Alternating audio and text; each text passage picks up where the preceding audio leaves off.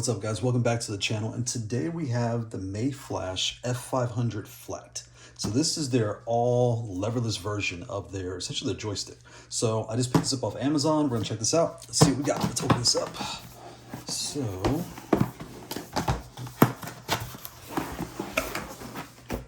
up here.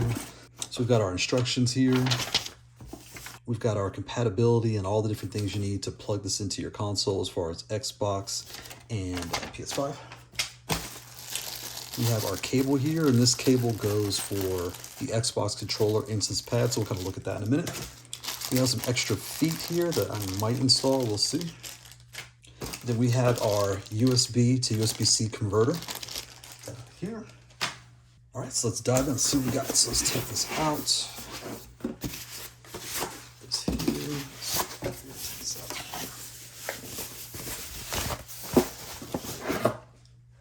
So we got that out the way, and let's put this here. So here we have the F500 flat, right? So what do we have here? We have smaller buttons across the whole pad and one larger button here on the bottom. We have our different functions on the top, right? So when you connect this to your console, you're gonna press the home button, which is right here. Home or PS, it's all the same thing, right? So your home, this is your start button to activate, and that'll get you going. You have your different mode options. So if you're in a PS3 or what have you, you would slide it down, and that puts in that mode. If you have a different setting here, like for PC, I believe is X inputs, you slide it all the way to the top. When you're on your console, the way I've done it is I use it in the middle on the controller side, and that's for Xbox Series X and the PS5, right? Here you have your stick. So I don't want the left stick, the right stick, or in the middle for D-pad. So both of these will be in the middle. The turbo, I just leave it on turbo 1. I really don't really mess with these turbo things here, touchpad, and so on and so forth. And that's how you kind of get going with the controller. So if we go around the sides of the device, we have nothing on the right-hand side. We have our cable, which is nicely tucked away right here on the left-hand side. And this will fit all your other things like adapters and everything else. It's really nice. On the bottom here, you have your pass-through port. And then on the bottom, which is the top, right? But on the bottom here, you have your headphone and microphone jack, and you can mute the mic and all those things. Okay. And on the bottom here, you have your metal plate, and you have some extra feet you can install yourself and kind of add that to raise the height if you like, just a little bit. So my initial thought was, if you're looking at this, you're just a joystick player that's familiar with the brand and you wanted to convert to leverless, right? So myself, I entered into this space. I was playing on D-pad. I tried joystick, but I could never hit the angles correctly, right? And then I found about leverless. I started using those, and now I'm off to the races. I really like leverless as my primary now. So that was my first thought why you would convert to this box. But actually, there's some features here that are actually pretty cool. So again, the buttons are what they are. The top is acrylic, I believe, or like a plastic. So you could take this off, install your own custom artwork, and put it all back together. It is a little bit of a process. You take the feet off, you take the base off, you unscrew these here, lift this off, put the art inside. You also take each button off individually. So there are 2 connectors per button. So it's a little bit of work, but it's something you really don't do very often. So you're gonna be just fine, but that's how you do that. But here's a special feature that I like. You can actually get the audio pass-through on this device. So let's kind of dive in. So how do I connect to my console? If you're on Xbox, right, what you would use is, here we have the Brook Wingman XB2. Don't buy this, it does not work, don't bother, right? Next we have the Mayflash Magic X, right? So you can take this device and you can either connect it to the end of your adapter here and plug it directly to your console, or you can plug it into right to the top here in the pass-through port, and that'll work just fine as well. It will hang out of the back, and I'll kind of show you what that looks like. I mean, it's hanging very far out the back, so if you bump this, it will break, but that is an option as well. Then we have our MagicBoot from Mayflash for the Xbox. This works in your Series X. You plug this, again, right here in the top port in the back. It's very flush and small, and I'll show you what that looks like. You can see it fits right there, very stable, and that goes right in the back. Last for Xbox is you can take a connector and plug it right here into the top of your controller. Take the other end, plug it right to the top of the box. Take the cord from the box and go straight to your console. We'll put it here for a moment, and that will allow you to have this device turned on, and all the buttons you press will be sent through to the controller. So if you don't have any adapters, you can use your controller as your adapter to your console for Xbox. When it comes to PS5, you have your Brooks adapter, the Wingman FGC. This one works great at the end of the cord or in the pass-through port, right here. When it comes to the Mayflash, we have the Magic S Ultimate, again, either at the end of the cord or at the top here. Then you have your MagicBoot from Mayflash, right? There's the PS4. This works on your PS5. Just pop that right there. And this goes right here in the top and the back, and that works just fine. I'll take this out, and that'll work right there in the back, right? So put that here. And last we have the Coxmox Hot 42 Booter 5. And again, this is your booter. It goes right here in the back, and that'll allow you to play on PS5 as well. So now, what makes this special when it comes to how you want to connect to your console? So this device allows you to pass the audio through to your headphones. So if you have a pair of headphones, you can take these, plug them right here in the front, on the right-hand side. And if you're using the adapter into the cable, it will not work, right? But what you could do is, if you take any of these booters, plug them into the boot port right here on the back, you know, the Xbox, the Magic Boot, the PS5 Magic, or the Coxmox Booter 5, or the controller to the back of this port here. When you connect, if it's in the middle on controller, you will get full audio passed through the box into your headphones. None of the pads I have right now can do that, as far as I know. And that's a really cool feature where you don't really have to wind around so many cords or use an extra set of headphones on Bluetooth. You can just use the headphones right out of the box and get your audio passed through there. So next, let's do the paper test. So those that watch my channel know we do the paper test. And why is this?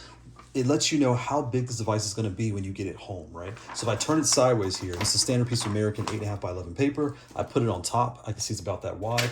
I'll take one more piece and I'll fold it 3 ways, right? And if I lay it here on the side, it is basically this big. I mean, maybe one adapter, not as wide, right? So that's how much it's gonna be. When you put it on a table, you can put it just like this. If you start playing just like this, kind of using your hands and trying things out, that's how much space you'll have on your lap and for your hands to play if you had this device in person. So again, if you're looking at this, if you have large hands, these are the smaller buttons on top with the larger on the bottom, R3, L3. They are spaced fairly close together. If we take an adapter, we can see the adapter head barely fits through there, right? And the body fits through almost exactly as wide as the body. So that's really what's gonna feel like when you're using the pad, right? So I put it there, you can see it stops. It's roughly about this wide is how spaced apart the buttons are. And that'll give you a clue of how big this is, how they're gonna feel. It's a standard box. It feels very good in your lap. It's got really nice weight. And if this is what you're looking for, you're really gonna like what you're gonna feel, right? It's gonna be very familiar to everything else you tried before with the standard buttons you have on here. And you can swap all these out and do what you need to do, but that's the size and scope of this device. If you're wondering how loud the buttons are, right? They are standard buttons, so I don't know if it's being picked up on camera, but it is nothing out of the ordinary that you haven't seen before. So that's really what these are gonna feel like, your standard, arcade button with a. So when it comes to hand size, and who is this for? I wear a XXX riding glove, right? So my hands, cover most devices. But again, with the smaller buttons, I usually take off the R3 when I play on all my pads because my thumb rests right there, so it's kind of in my way. But when I'm using this pad, it feels just like this. I don't have any problems with it. And with that larger on the bottom, so this is your standard size pad when it comes to the layout. So it feels very familiar, and it'll fit larger and smaller hands. But with the smaller buttons, the larger on the bottom, these smaller hands are gonna like this more. So let's compare this to some other things, right? So first, let's compare it to the Xbox controller, right? So it's roughly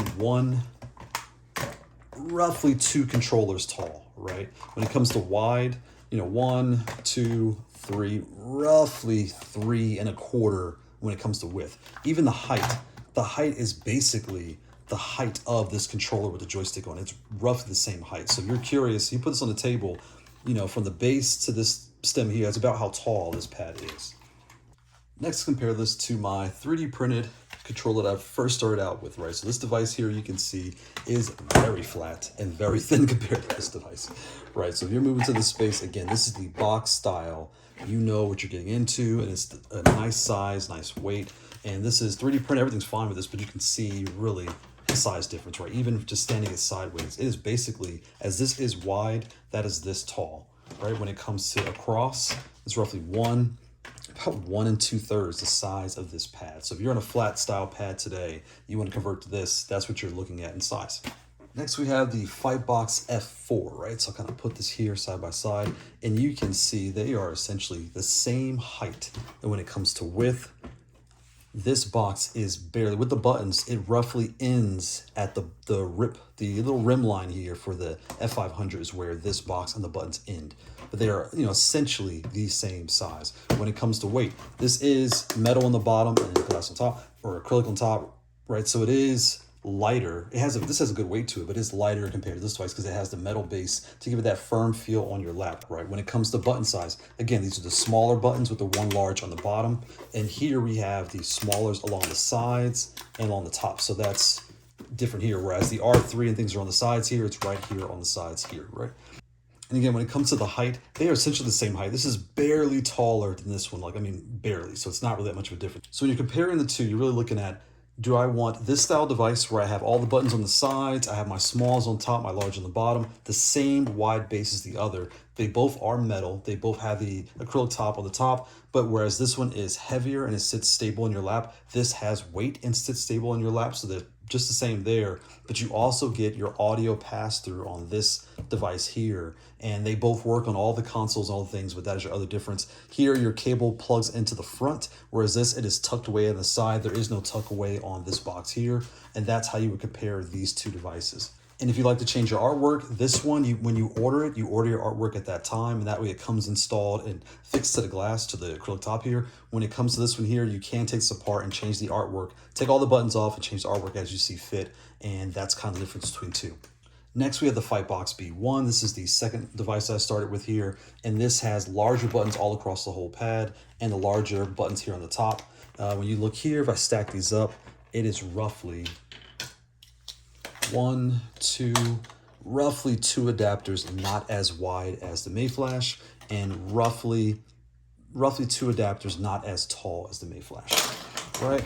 So if you're used to using this style device and you're converting to the box, what you're really looking at is you get a slightly wider base, like barely, and slightly taller, barely. You will have the smaller buttons compared to the largest all around. You will have the extra weight on your lap, which sits very sturdy and all those things. And that's really your main difference between the two. And again, the audio pass-through on this box, which this device will not have. And that's about it. So next we have the big boy, right? So this is our Mayflash F500 joystick. I bought this in 2018, and this has essentially all the same controls on the top. You know, your input modes, your directionals, your turbos, all the things are there. The buttons, though, they are larger. So this one large is across all the buttons here on this device that I have, and these are all smalls besides this one large. You have your same port here for your cables, just like it is on this side here. On the front of this one, you have your pass-through and you have your headphone jack. Whereas on this one, your pass-through is on the back and your headphone jack's on the front.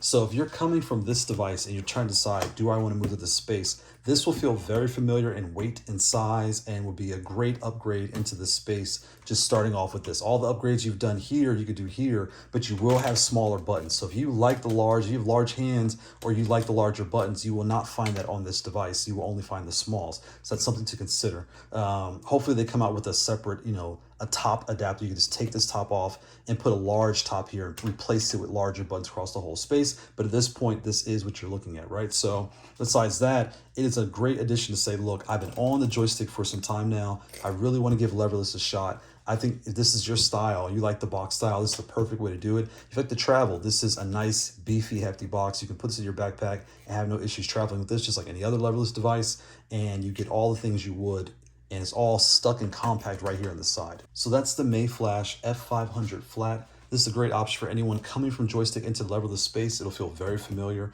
It has the same size of height and width, and the weight will feel very familiar. It has the small buttons on top, the one large on the bottom, and I really like that audio pass-through feature here where you can hear the music from the game off the box. It also has the port here on the side to stow away your cord and all your other things and adapters, so that's really nice. So thanks for watching.